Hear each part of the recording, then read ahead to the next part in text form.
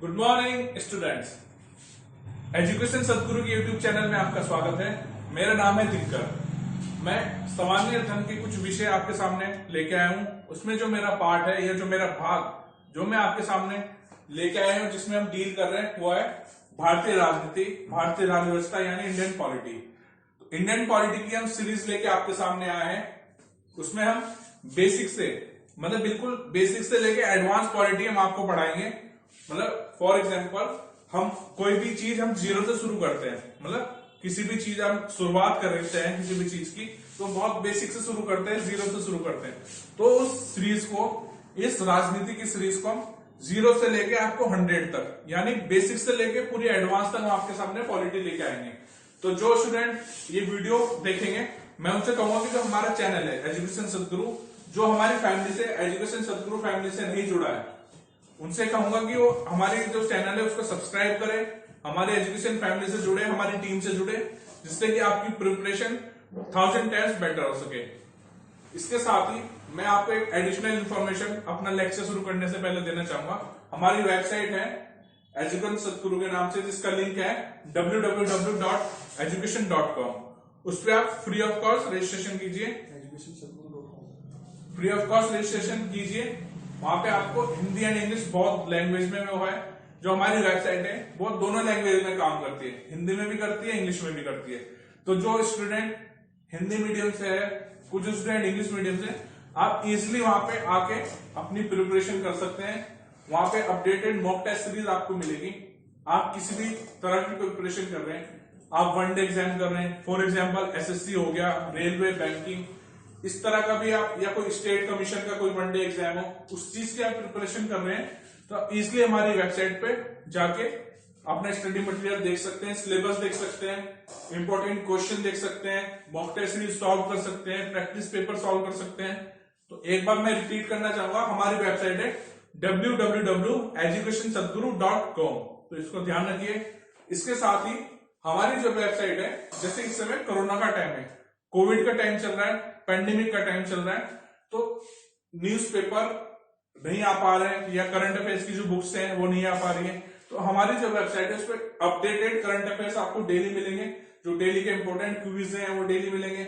Daily के जो मुख्य समाचार है यानी जो करंट अफेयर्स हैं वो आपको हमारी वेबसाइट पे मिल जाएंगे। तो आप हमारी वेबसाइट से जुड़िए। हम आपको अश्योरेंस देते हैं, हम 100% गारंटी देते हैं कि आपकी जो प्रिपरेशन, जो तैयारी आप अपने एग्जाम को लेके कर रहे हैं, उसमें 1000 टाइम्स बेटर होगा। तो इस महामारी के समय में आप अपनी प्रिपरेशन को बिल्कुल इफेक्ट ना होने दें। मतलब आपकी तैयारी में कोई भी इफेक्शन ना हो, क्योंकि कोरोना है, आज है कल नहीं होगा, बट जॉब तो होगी, आपको जॉब करनी है। तो अपनी प्रिपरेशन आप चालू रखें। कोई भी हर्डल्स आपकी तैयारी में आएंगे, उसके लिए एजुकेशन सदगुरु है। तो आप एजुकेशन सदगुरु पर ट्रस्ट कीजिए, हमारी टीम से जुड़िए, हमारी वेबसाइट से जुड़िए। हमारा चैनल है यूट्यूब चैनल एजुकेशन सदगुरु, उसको ज्यादा से ज्यादा सब्सक्राइब कीजिए, उससे जुड़िए। आपकी प्रिपरेशन में 100% बहुत अच्छा बेटरमेंट होगा।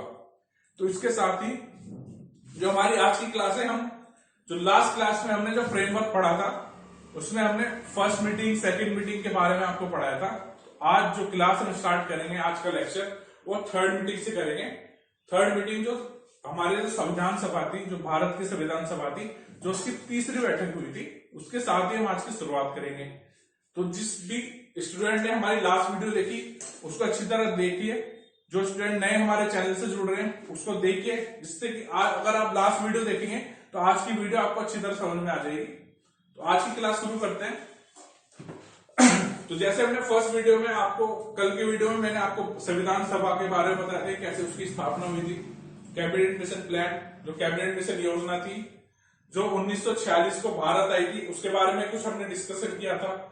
उसके कुछ इंपॉर्टेंट क्वेश्चन भी मैंने आपके साथ डिस्कस करे, कैसे वो आई थी, क्या कितने मेंबर थे वो डिस्कस करें, कैसे संविधान सभा का गठन हुआ, कितने मेंबर थे, फर्स्ट मीटिंग कब हुई, उसमें क्या हुआ था, सेकंड मीटिंग कब हुई, दूसरी बैठक कब हुई, उसमें क्या था। तो ये सब हमने अपनी लास्ट वीडियो में, लास्ट लेक्चर में डिस्कस किया। तो जो आज का लेक्चर है, जो आज का हमारा विषय है या टॉपिक है, वो हम स्टार्ट करेंगे थर्ड मीटिंग से। तो शुरू करते हैं, ठीक है। तो जो भारतीय संविधान सभा की, जो इंडियन कॉन्स्टिट्यूएंट असेंबली थी, तो उसकी थर्ड मीटिंग हुई थी वो थर्ड मीटिंग हुई थी 13 दिसंबर 1946, यानी 13 दिसंबर 1946 को।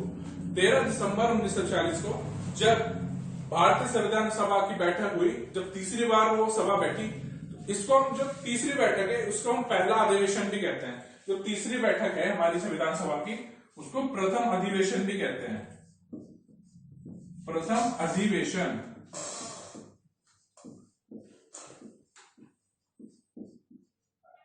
अधिवेशन तो जो इंग्लिश मीडियम के स्टूडेंट है मैं उनके लिए लिखना चाहूंगा फर्स्ट सेशन। तो अधिवेशन को हम इंग्लिश में क्या कहते हैं? First session. तो तीसरी मीटिंग 13 दिसंबर, थर्ड मीटिंग 13 दिसंबर 1946 को 13 दिसंबर 1946 को हुई। तो क्या था? संविधान सभा का पहला अधिवेशन था, यानी फर्स्ट सेशन था। तो संविधान सभा के टोटल कितने सेशन हुए, ये भी मैं इंपॉर्टेंट क्वेश्चन आपको बता रहा हूं। तो जो संविधान सभा के जो टोटल सेशन हुए वो 11 सेशन हुए, मतलब 11 सेशन, 11 सेशंस, मतलब 11 अधिवेशन हुए हमारी संविधान सभा के। तो संविधान सभा के टोटल 11 सेशन हुए। तो कई बार एग्जाम में क्वेश्चन आता है 101%, और जो मैं आपको क्वेश्चन डिस्कस कर रहा हूं उसकी तो 200% गारंटी कि वो आपके एग्जाम में आएगा ही आएगा। तो एग्जाम में आ जाता है कि भारतीय संविधान सभा के कुल कितने अधिवेशन हुए, तो उसके ऑप्शन होंगे 11, 12, 14, 15। तो आप इजीली उसमें बता सकते हैं कि भारतीय संविधान सभा के जो अधिवेशन हुए वो 11 अधिवेशन हुए। इसके साथ ही तो 13 तारीख की जो तीसरी मीटिंग थी वो शुरुआत हुई। उसमें क्या हुआ, जैसे फर्स्ट मीटिंग में जो डॉक्टर सचिदानंद सिन्हा थे उनको अस्थायी अध्यक्ष बनाया गया। जब हम 11 तारीख को दूसरी बार मिले उसमें राजेंद्र प्रसाद जी थे, उनको क्या दूसरा अध्यक्ष बनाया गया। तो तीसरी मीटिंग में क्या हुआ, जितना मैंने आपको बताया आपको समझ में आया। तो हम तीसरी मीटिंग की बात कर रहे हैं, उसमें क्या हुआ, उसमें ये तीसरी मीटिंग बहुत ही महत्वपूर्ण थी, बहुत ही इंपॉर्टेंट थी। तो थर्ड मीटिंग थी हमारी, जो तीसरा बैठक हुई, जो फर्स्ट अधिवेशन हुआ, ये बहुत ही इंपॉर्टेंट है। इसमें क्या हुआ, जो पंडित जवाहरलाल नेहरू थे, पंडित जवाहरलाल नेहरू कौन थे, हमारे जो पहले प्रधानमंत्री थे, जो हमारे फर्स्ट प्राइम मिनिस्टर थे इंडिया के, वो क्या उद्देश्य प्रस्ताव यानी ऑब्जेक्टिव रेजोल्यूशन, उद्देश्य प्रस्ताव, ऑब्जेक्टिव रेजोल्यूशन लेके आए।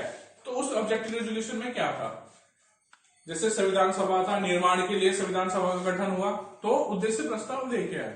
उसमें क्या था, तो आपके मन में क्यूरियोसिटी होगी भाई उसमें क्या था, उद्देश्य प्रस्ताव में क्या था। उसमें क्या रूपरेखा थी, एक फिलॉसफी होती है ना कि भाई जब हमारा संविधान होगा उसमें यही चीजें इंक्लूड होगी, इस तरह होगा। जो हमारी बैकवर्ड है, जो हमारी लोअर क्लास है, उनका कैसे विकास करेंगे, क्या क्या चीजें इंक्लूड करेंगे, सबका साथ होगा, सबका विकास होगा, एकता का, अखंडता का, सबका ध्यान रखा जाएगा, क्या क्या चीजें उसमें होगी। मतलब हमारा संविधान ऐसे होगा कि जो वर्ल्ड है, जो विश्व है, उसमें भारत का नाम होगा। तो इस तरह से संविधान बनना चाहिए, तो उसकी रूपरेखा थी। तो जब उद्देश्य प्रस्ताव आया 13 तारीख को, 13 दिसंबर 1946 को, तो उसमें क्या क्या चीज पंडित जवाहरलाल जी लेके आए, उसमें क्या एकता होनी चाहिए, जो संविधान में एकता का भाव होना चाहिए, मतलब यूनिटी की बात होनी चाहिए। संविधान जो हमारा लिखा जा रहा था उसमें एकता की बातें होनी चाहिए। एकता किस तरह की, इकोनॉमिकल यूनिटी, पॉलिटिकल यूनिटी, मतलब राजनीतिक एकता होनी चाहिए, आर्थिक एकता होनी चाहिए। फिर क्या था, भाईचारा, ब्रदरहुड, फ्रेटर्निटी जिसको हम बोलते हैं। हमारे जो वर्ड है हमारा प्रियम्बल में, प्रस्तावना में हम आगे पढ़ेंगे, फ्रेटर्निटी मतलब क्या, भाईचारा। तो संविधान में भाईचारे की बात होनी चाहिए कि भाई सब हिंदुस्तान में जितने जने हैं वो सब भाइयों की तरह रहेंगे, चाहे वो किसी भी रिलीजन से, मतलब किसी भी समाज से ताल्लुक रखते हो या किसी धर्म से ताल्लुक रखते हो, जो भी उनकी भाषा हो या लिपि हो, उस जैसे भी जिस भी सेक्शन से वो लोग आए हैं उन सब में भाईचारा हो, उसको मद्देनजर रखते हुए उद्देश्य प्रस्ताव में क्या दूसरा क्या पॉइंट जो पंडित जवाहरलाल नेहरू जी लेके आए थे वो क्या था, भाईचारा। ठीक है, यहां तक सबको समझ में आया। अगर आपको कुछ भी प्रॉब्लम हो रही है तो आप कमेंट के थ्रू मुझे बता दीजिए। मैं वीडियो के एंड में जब आप ये वीडियो देखेंगे आप कमेंट करके बताना, मैं उसमें आपको कमेंट के थ्रू जो भी प्रॉब्लम आपको हो रही है उसका हम सॉल्व करेंगे। तो दूसरा क्या पॉइंट था, भाईचारा, फ्रेटर्निटी, ब्रदरहुड, जो ये चीजें हमारे उसमें होनी चाहिए। तीसरा कहा था संघीय, मतलब फेडरल। तो जब पंडित जवाहरलाल नेहरू ये उद्देश्य प्रस्ताव लेके आए थे तो तीसरी बात उन्होंने संविधान सभा के सामने रखी, क्या, ये संघीय सिस्टम होना चाहिए। मतलब जो हमारी गवर्नमेंट बनेगी, जो संविधान में जो सरकार बनाने का जो प्रस्ताव होगा वो संघीय होगा, मतलब सेंट्रल भी होगी और स्टेट भी होगी। मतलब जो राज्य होंगे उनकी अलग सरकार होगी, केंद्र होगा उसकी अलग सरकार होगी। मतलब डिस्ट्रीब्यूशन ऑफ पावर, शक्तियों का विभाजन होगा। उससे क्या होगा, शक्ति का विभाजन करने का मेन कारण क्या था, विकास। क्या अगर केंद्र में एक सरकार होगी, मतलब एक ही लीडरशिप होगी, तो क्या विकास लोगों तक पहुंचने में समय लगेगा। इसलिए जो पंडित जवाहरलाल नेहरू थे उन्होंने क्या कहा था कि फेडरल स्ट्रक्चर होना चाहिए, मतलब फेडरल फॉर्म ऑफ गवर्नमेंट होनी चाहिए। उसमें क्या होगा कि जो अलग अलग राज्यों की अलग अलग सरकार होगी, तो जो विकास कार्य जो हमारी केंद्र सरकार करेगी वो राज्य तक भी उनकी सरकारों के माध्यम से उनकी जनता तक पहुंच जाएंगे। ठीक है। उसके बाद क्या था, जो हमारे बैकवर्ड क्लासेज है, जो हमारा अनुसूचित बैकवर्ड क्लासेज है, शेड्यूल क्षेत्र है या शेड्यूल एरियाज थे, शेड्यूल लोग थे, उनका क्या डेवलपमेंट होना चाहिए। मतलब अगर वो अपलिफ्ट होंगे तो कंट्री अपलिफ्ट होगी। मतलब अगर हमारा बैकवर्ड क्लास ऊपर आएगा तो हमारी कंट्री भी ऑटोमेटिकली ऊपर आएगी।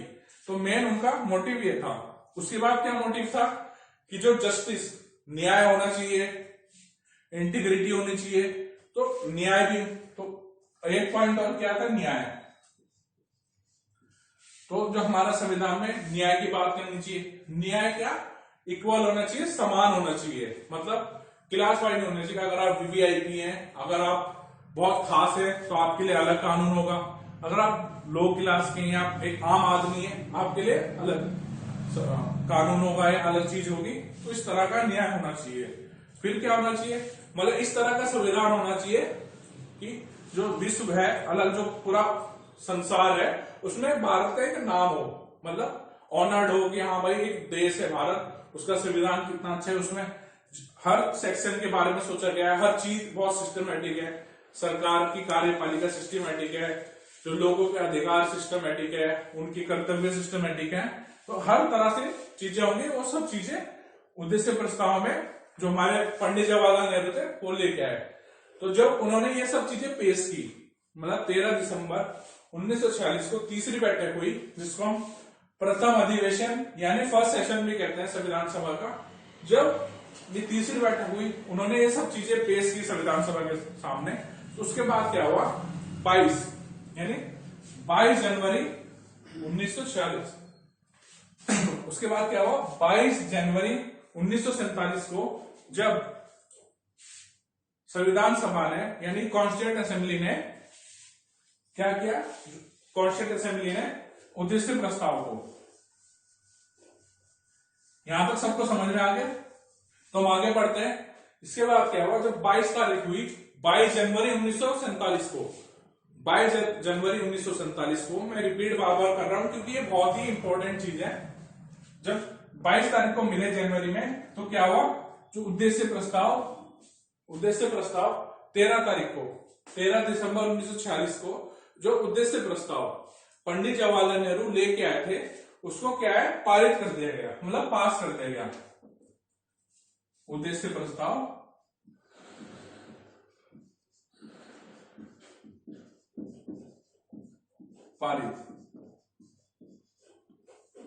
पारित कर दिया गया।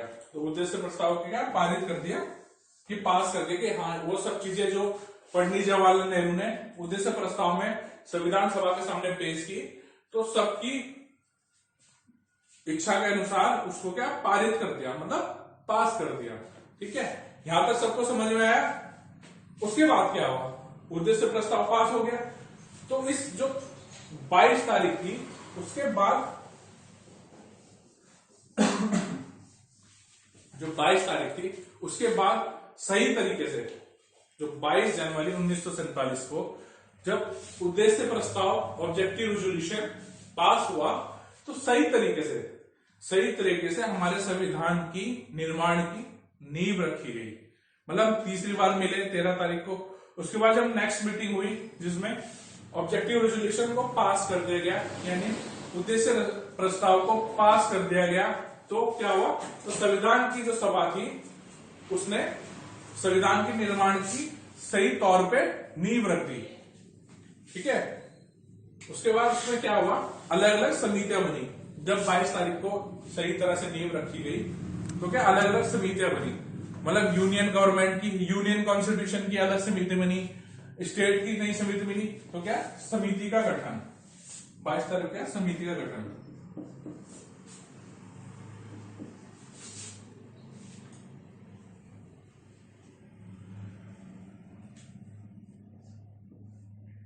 समितियों का गठन या समितियों का गठन हुआ। इसमें अलग अलग समिति बना गई, मतलब कुछ समिति क्या सुप्रीम कोर्ट के बारे में, फंडामेंटल राइट्स के बारे में अलग अलग तरह की समितियां बनाई गई। मतलब सुप्रीम कोर्ट कैसा होगा, हमारे मौलिक अधिकार कैसे होंगे, मौलिक कर्तव्य कैसे होंगे, या यूनियन कॉन्स्टिट्यूशन की अलग बनाई गई। इस तरह की अलग अलग समितियां बनाई गई। तो इसमें जो मेन समिति थी जो बनी वो थी प्रारूप समिति। तो उसके बारे में हम डिस्कस करेंगे। तो उसके बाद क्या हुआ, फिर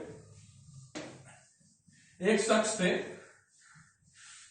जब अलग अलग समितियां तैयार होगी तो एक शख्स थे B.N. रॉय, B.N. रॉय,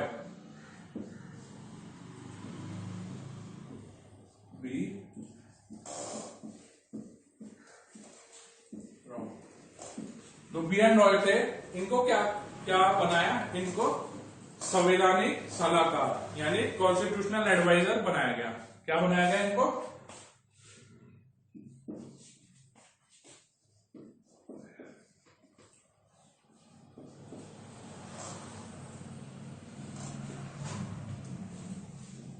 संवैधानिक सलाहकार।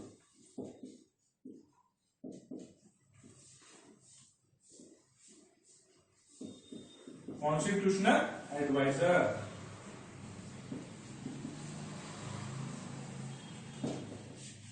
यहां तक सबको समझ में आया। तो जो B.N. रॉय थे उनको क्या बनाया गया, संवैधानिक सलाहकार, मतलब उनके सलाह के अनुसार ही जो संविधान की जो नींव रखी गई, जब ये ऑब्जेक्टिव रेजोल्यूशन उद्देश्य प्रस्ताव पास हुआ, जब नींव रखी गई, तो उसके बाद क्या B.N. रॉय को, जो B.N. रॉय थे उसके बाद उनको क्या किया, संवैधानिक सलाहकार बनाया गया। सलाहकार बनाने का मेन मकसद क्या था कि जो अब उसकी नींव रखी गई, जो उनका निर्माण कार्य होगा वो सिस्टमेटिक हो, सही तरीके से हो, सलाह अनुसार हो। तो उस हिसाब से उनको क्या संवैधानिक सलाहकार बनाया गया। ठीक है, उसके बाद क्या हुआ, उसमें एक समिति, जब अलग अलग समितियां बननी थी तो बहुत एक मोस्ट इंपोर्टेंट, बहुत ही एक इंपोर्टेंट समिति बनी। उसका नाम क्या था, प्रारूप समिति। क्या था, प्रारूप समिति। उसको हम इंग्लिश में क्या कहते हैं, ड्राफ्टिंग कमिटी। ठीक है, जब अलग अलग समिति अलग अलग सब्जेक्ट पे बननी थी तो जो मोस्ट इंपोर्टेंट जो समिति बनी वो क्या थी,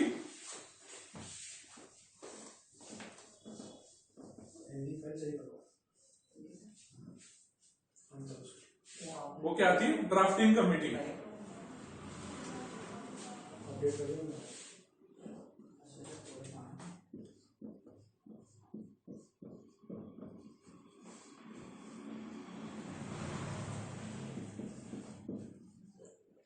ड्राफ्टिंग कमेटी। तो ड्राफ्टिंग कमेटी को हम हिंदी में क्या कहते हैं, प्रारूप समिति।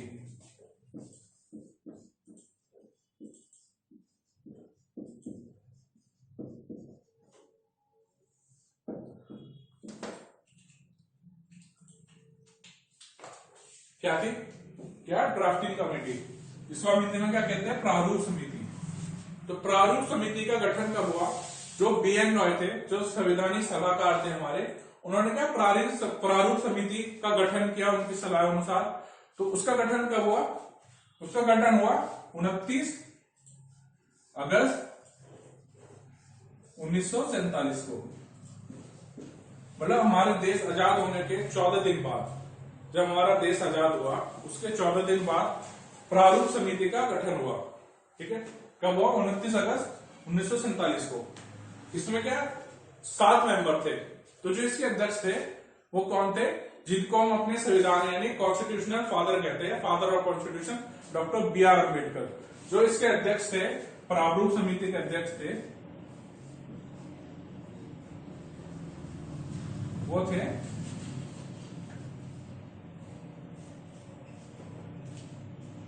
Doctor B.R. अम्बेडकर।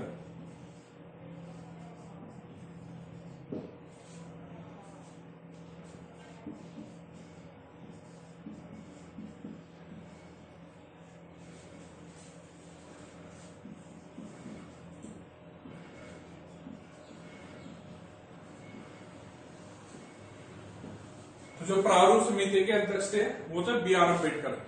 तो मेन जो काम, मेन जिम्मा संविधान सभा ने संविधान बनाने का जिसको दिया था वो दिया था प्रारूप समिति को, मतलब ड्राफ्टिंग का, मतलब इसको ड्राफ्टिंग कमेटी का नाम से रखा गया क्योंकि मेन काम संविधान ड्राफ्ट करने का जो था वो संवैधानिक सभा ने जो दिया था वो B.R. अम्बेडकर की अध्यक्षता में प्रारूप समिति को दिया था। तो उन्होंने मेन काम किया भारत के निर्माण में, भारत के संविधान के निर्माण में इन्होंने बहुत इंपॉर्टेंट काम करा।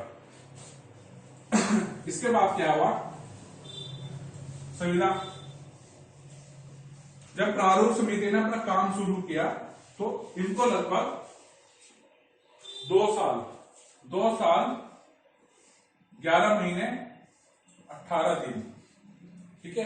तो ये बहुत अच्छी ट्रिक मैं आपको बता रहा हूं। अगर कभी आपके एग्जाम में इस तरह का क्वेश्चन आता है कि भारत का संविधान बनने में कितना समय लगा, तो आप इजिली बता सकते हो 2 साल 11 महीने 18 दिन।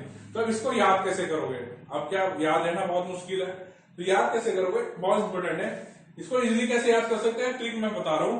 जैसे ये एक तरह की तारीख होगी, क्या होगी, 2 नवंबर 2018। तो आपके मन में ध्यान रखा भाई 2 नवंबर 2018, 2 का मतलब 2 साल, 11 का मतलब नवंबर का महीना और 18 मतलब 2018। तो इस तरह आप इसको याद कर सकते हो। तो ये बहुत अच्छी ट्रिक है कि 2 साल 11 महीने 18 दिन। तो 2 साल 11 महीने 18 दिन में क्या हमारा संविधान तैयार हो गया, ठीक है। तो इसके 2 टोटल सेशन, टोटल क्या 11 सेशन हुए, जैसे अभी हमने डिस्कस किया था 11 सेशन, टोटल सेशन क्या 11 हुए। और जो इन सेशन, जैसे तीसरी मीटिंग को पहला सेशन कहते हैं, 11 सेशन में तो जो टोटल डिस्कशन हुआ, मतलब संविधान बनाने में जो क्वेश्चन आंसर, मतलब जिस तरह का भी ग्रुप डिस्कशन हुआ, सलाह हुई, सब कुछ हुआ, तो कितना दिन लगा उसमें, 165 दिन।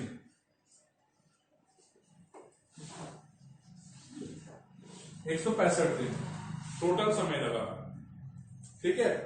उसके बाद क्या हुआ, जब प्रारूप समिति का गठन हो गया, मतलब एक बहुत इंपॉर्टेंट ये ऐसी चीज है कि जो एग्जाम में डायरेक्ट आ जाती है, चाहे वो आपके एसएससी का एग्जाम हो, रेलवे का एग्जाम हो, बैंकिंग हो या किसी भी स्टेट का एग्जाम हो, तो ये क्वेश्चन क्या डायरेक्ट क्वेश्चन आ जाते हैं कि कितना समय लगा, कितने अधिवेशन हुए, कितने दिनों तक इस पे चर्चा हुई, संविधान की संविधान बनने पर कितनी चर्चा हुई।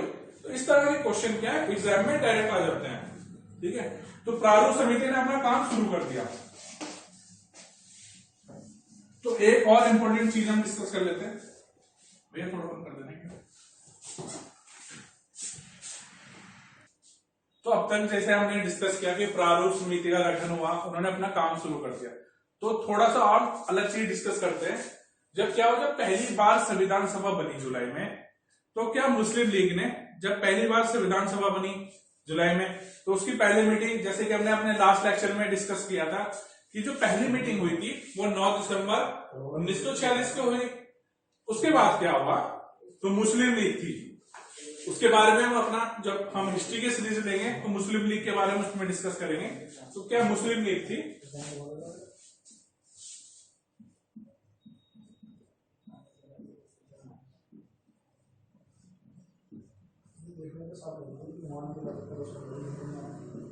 मुस्लिम लीग ने क्या करा, जो मुस्लिम लीग थी उन्होंने क्या, जो संविधान सभा थी,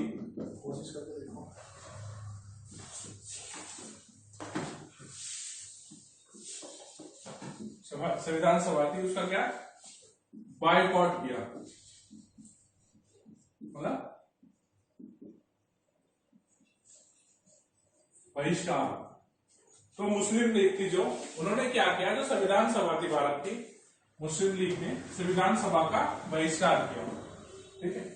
उसके बाद क्या हुआ, जब बहिष्कार किया तो उन्होंने डिमांड करी, मतलब उन्होंने डिमांड रखी कि भाई जो जैसे कि देश के विभाजन की बात कर रही सॉरी देश के विभाजन की बात चल रही थी, तो कि अलग देश मिला जाएगा। मुस्लिम लोग ने मतलब अलग देश की डिमांड कर दी, तो उन्होंने क्या चाहा कि जो संविधान सभा है, जो दूसरा देश वो बना रहे थे पाकिस्तान, उसकी संविधान सभा अलग हो।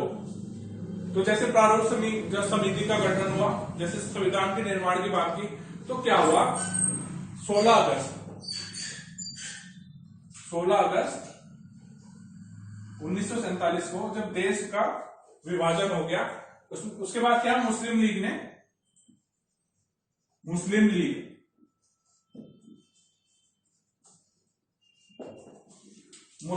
ने अपनी अलग से संविधान सभा बनाई। जिससे 15 अगस्त को हमारा देश आजाद हुआ। जब देश का विभाजन पहले हो गया, जब अलग देश पाकिस्तान बन गया, तो क्या 16 अगस्त 1947 को मुस्लिम लीग ने अपनी क्या अलग से संविधान सभा बना दी। मुस्लिम लीग की संविधान सभा मतलब कॉन्स्टिट्यूएंट असेंबली, संविधान सभा।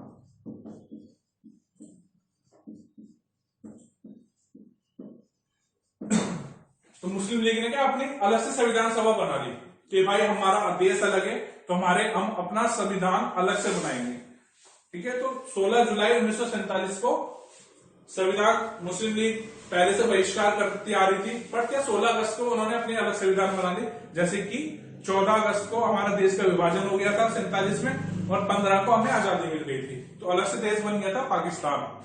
उसके बाद क्या हुआ, जब मुस्लिम लीग ने अपना अलग से कॉन्स्टिट्यूएंट असेंबली बना ली, तो क्या जो तारीख थी ये 31/10/1947, 31/10/1947, इसको हम कहते हैं 31 अक्टूबर 1947, यानी 31 अक्टूबर 1947 को क्या हुआ, तो जो संविधान सभा थी हमारी, जो भारत की संविधान सभा थी, उसका क्या दोबारा गठन हुआ। दोबारा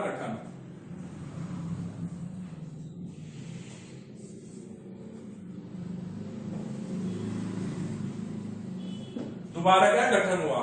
तो जैसे पहला बार गठन हुआ था जुलाई में, जब जुलाई 1946 को हमारी संविधान सभा का गठन पहली बार हुआ था, तो उस समय जो मेंबर हमने डिस्कस किए थे वो किए थे 385, मतलब 385 मेंबर थे।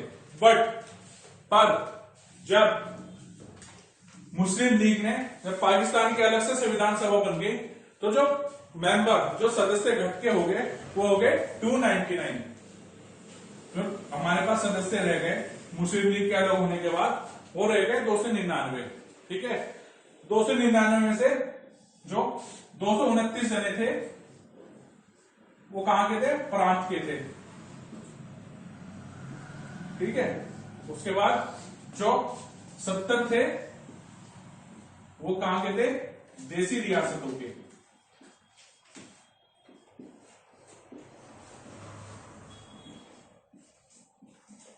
ठीक है, जब दोबारा हमारी संविधान सभा बनी, तो उसके जो मेंबर बचे 299, उसमें से 299 मेंबर्स, मतलब 229, मतलब 229 मेंबर प्रांत से थे, और 70 मेंबर क्या थे, देसी रियासतों के। तो दोबारा गठन के बाद तो संविधान सभा की जो संख्या रह गई सदस्यों की, वो रह गई थी 299। ठीक है, यहां पर सबको समझ में आया। अब आगे शुरुआत करते हैं। इसके बाद क्या हुआ, जब संविधान सभा दोबारा गठन हुआ इसका, और मैंने अभी बताया आपको कि संविधान बनकर तैयार हो गया था 2 साल 11 महीने 18 दिन में। तो जब संविधान सभा की बैठक हुई, कब, 26 नवंबर 1949 को, हमने संविधान सभा पाकिस्तान के अलग हो गई थी, हिंदुस्तान के अलग हो गई, तो अलग अलग बैठक हुई, अलग अलग सेशन में। टोटल कितने सेशन हुए, मतलब वो इंपॉर्टेंट नियम का डीप में जाना, मतलब जो एग्जाम में आता है, मैंने आपको बता दिया कि 11 सेशन हुए, टोटल 11 अधिवेशन हुए थे संविधान सभा के। दिन कितने लगे, 165 दिन तक डिस्कशन हुआ, और टोटल जो विचार विमर्श हुआ वो कितने दिन तक हुआ था, 114 दिन तक, 114 डेज। ठीक है, तो जब विचार विमर्श हुआ, 11 सेशन हो गए, 2 साल 11 महीने 18 दिन लग गए संविधान बनने में। तो 26 नवंबर 1949, यानी 26 नवंबर 1949 को जो संविधान सभा थी, ये जो संविधान सभा थी, इसने क्या किया, जो भारत का संविधान 2 साल 11 महीने 18 दिन में तैयार हो गया था, तो क्या 26 नवंबर को क्या संविधान सभा ने उसको पारित कर दिया। क्या कर दिया? पारित, मतलब पास कर दिया।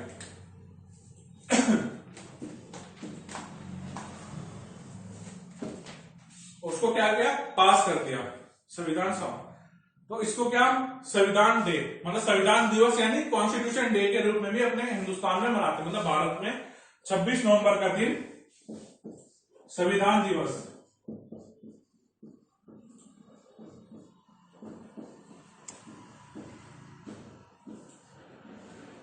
Constitutional day. तो जो 26 नवंबर के दिन है उसको हम संविधान दिवस यानी कॉन्स्टिट्यूशन डे के रूप में बनाते हैं। तो जैसे 26 नवंबर को पारित हो गया, तो उसके बाद क्या हुआ,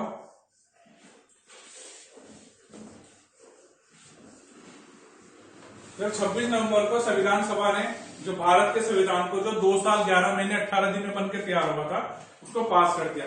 तो जितने सदस्य उस समय मौजूद थे, मतलब जब संविधान सभा की बैठक 26 नवंबर 1949 यानी 26 नवंबर 1949 को चल रही थी, तो उस समय जो मेंबर उपलब्ध थे वो कितने थे? 284।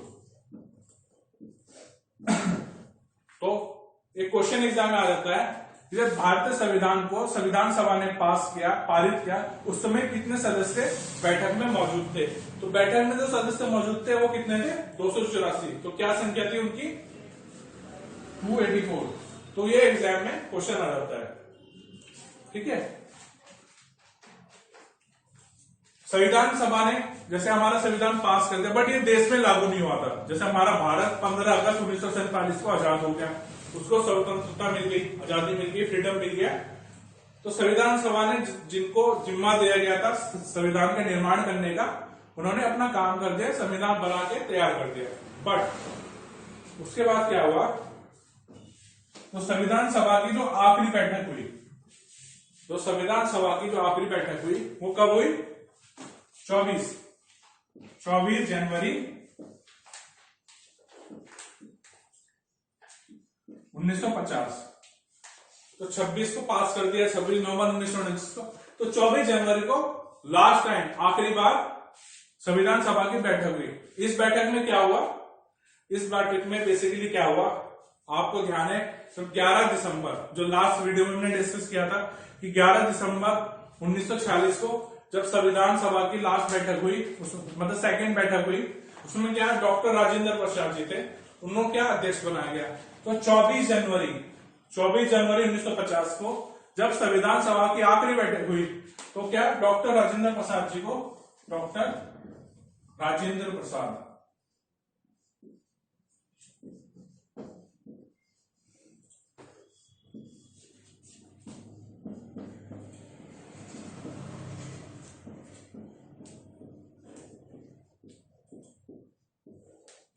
डॉक्टर राजेंद्र प्रसाद जी को प्रथम राष्ट्रपति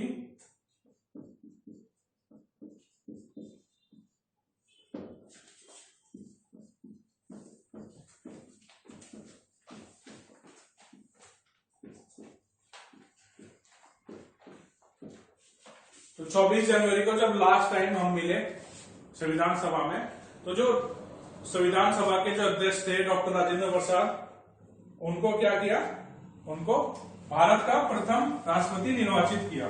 प्रथम राष्ट्रपति निर्वाचित किया, कब किया? 24 जनवरी 1950 को। इसके बाद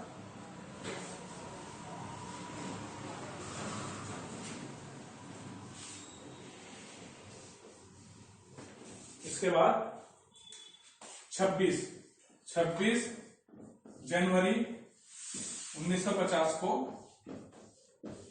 संविधान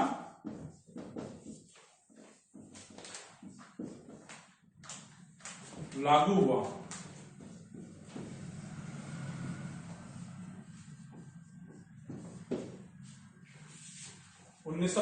छब्बीस जनवरी 1950 को संविधान क्या लागू हुआ। इस दिन को हम रिपब्लिक डे,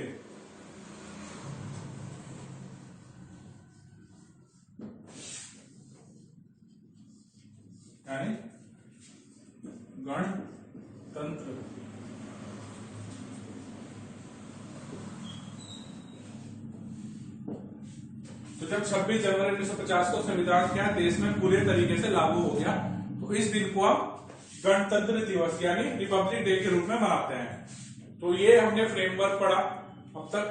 तो कुछ इंपॉर्टेंट कार्य और संविधान सभा ने किए, क्या किए, राष्ट्रीय ध्वज कब लागू हुआ, राष्ट्रीय गान कब लागू हुआ, तो ये सब चीजें संविधान सभा ने क्या, राष्ट्रीय ध्वज को लागू किया, राष्ट्रीय गीत को लागू किया।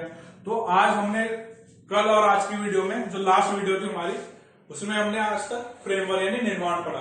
तो जो कल की हमारी जो नेक्स्ट जो नेक्स्ट हमारी वीडियो होगी या नेक्स्ट हमारा लेक्चर होगा, उसमें क्या है, जो फ्रेमवर्क जो भी हमने निर्माण, संविधान का निर्माण हमने पढ़ा, उससे रिलेटेड इंपॉर्टेंट क्वेश्चन की सीरीज हम अपने नेक्स्ट लेक्चर में लेंगे।